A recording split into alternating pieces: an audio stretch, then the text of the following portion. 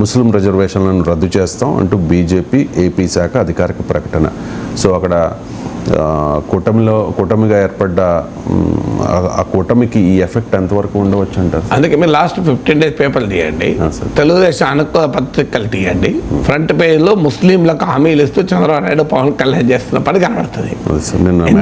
కూడా ఇంక్లూడ్ చేశారు కదా సార్ పాదయాత్రలకు. అందుకే మీకు ఎక్కడన్నా చూడండి, నెల్లూరులో మా చంద్రబాబు ప్రత్యేకంగా ముస్లింల సమావేశం పెడతాడు. సో ఎక్కడికి పోయినా గుంటూరులో ముస్లింల సమావేశం పెడతారు. ఆ కాక తగిలింది బీజేపీ కాక. సో బీజేపీ ముస్లిం రిజర్వేషన్లకు వ్యతిరేకము అనేది చాలా క్లియర్గా బీజేపీ ఒక విషయానికి బీజేపీని అప్రిషియేట్ చేయాలి. వారు తమ సైద్ధాంతిక అంశాల విషయంలో కాంప్రమైజ్ కావడం లేదు. ఇప్పుడు ఆంధ్రప్రదేశ్లో 4 సీట్ల కొరకు లేదు మేము ఆంధ్రప్రదేశ్లో ముస్లిం రిజర్వేషన్లు ఉండనిస్తామని అంటలేదు కదా, ఉన్నది చెప్తున్నారు. ఆఖరికి ఎన్డీఏ మేనిఫెస్టో అంటే కూడా వాళ్ళు అంగీకరించలే. వాళ్ళ ఫోటో లేకుండా వాళ్ళు ముట్టుకోలే. వెనకాల బ్యాక్డ్రాప్లో కూడా వాళ్ళ నాయకుల ఫోటో లేకుండా జాగ్రత్త పడ్డారు. అందువల్ల బీజేపీ ఎక్కడ డిమార్కెట్ చేసుకోవాలో అక్కడ స్పష్టంగా డిమార్కెట్ చేసుకుంటుంది. ఇప్పుడు సమాధానం చెప్పాలి చంద్రబాబు నాయుడు, పవన్ కళ్యాణ్, మీ వైఖరి ఏంటి? మరి కూటమిలో ఇలా భిన్నమైన వైఖరి ఉన్నప్పుడు ఏం చేస్తారు?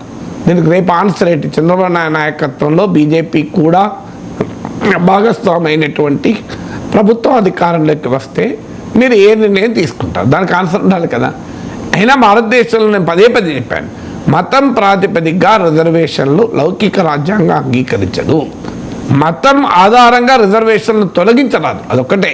మతం ఆధారంగా రిజర్వేషన్లు నిరాకరించరాదు. వారు ముస్లిం అయినందుకు రిజర్వేషన్లు రావు, ముస్లిం అయినందుకు రిజర్వేషన్లు పోవు. ఇది విధానం.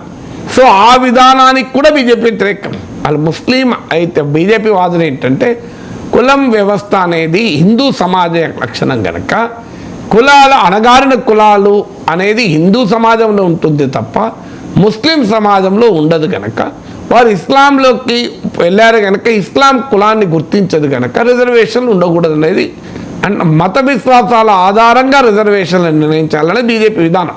అందుకే దళిత్ క్రిస్టియన్స్ కూడా ఉండకూడదనే బీజేపీ విధానం. మత విశ్వాసాల ఆధారంగా వారికి రిజర్వేషన్లు ఉండాలా వద్దా అనే హిందూ విశ్వాసాలు నమ్మితే రిజర్వేషన్ ఉండాలి, హిందూయేతర మత విశ్వాసాలు నమ్మితే రిజర్వేషన్ ఉండకూడదు అన్నది బీజేపీ విధానం.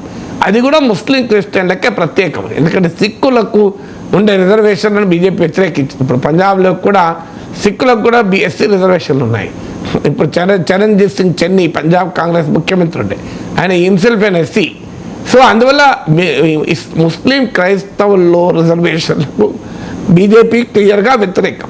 అందువల్ల అది మౌలికమైన అంశం. BJP ideological stand. వారు హిందూ మతాన్ని ఆచరించక ఇస్లాంను క్రిస్టియానిటీ ఆచరిస్తే వారు రిజర్వేషన్లకు దూరం ఉండాలి, రిజర్వేషన్లకు అనర్హులు చేయాలన్నది బీజేపీ విధానం.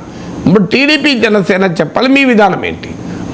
మతం ప్రాతిపదికగా రిజర్వేషన్లు ఎక్కడా ఉండవు, అది ఉండటానికి కూడా వీల్లేదు సెక్యులర్ కాన్స్టిట్యూషన్లో. కానీ మతం ఆధారంగా ఒక మత విశ్వాసాన్ని కలిగి ఉన్నందుకే నీకు రిజర్వేషన్లు ఉండవు అనడం కరెక్ట్ కాదు అనేది వాదన. ఎందుకంటే భారత రాజ్యాంగం కూడా కాస్ట్ బేస్డ్ రిజర్వేషన్ కాదు, it is the word backward classes అన్న వాడారు. అది కులంతో సంబంధం లేదు, మతంతో సంబంధం లేదు. బ్యాక్వర్డ్ క్లాసెస్ అన్న పదం రాజ్యాంగంలో వాడారు. సుప్రీంకోర్టు అనేక తీర్పులు కూడా చెప్పింది. Caste may be the convenient first method, అంటే ఒక గుర్తింపుకు వెనుకబడతానని గుర్తించడానికి కులం అనేది ఒక సులభమైన మొదటి మెట్టు కావచ్చు, కానీ అది మాత్రమే ఫైనాలిటీ కాకూడదు అని సుప్రీంకోర్టు తీర్పులు కూడా చెప్పారు. అందువల్ల బీజేపీకి మౌలికంగానే ఉన్న ఈ డిఫరెన్స్ ఆంధ్రప్రదేశ్ బీజేపీ కూడా స్పష్టం చేసింది. దానిపైన చంద్రబాబు నాయుడు, పవన్ కళ్యాణ్ వివరణ ఇవ్వాలి.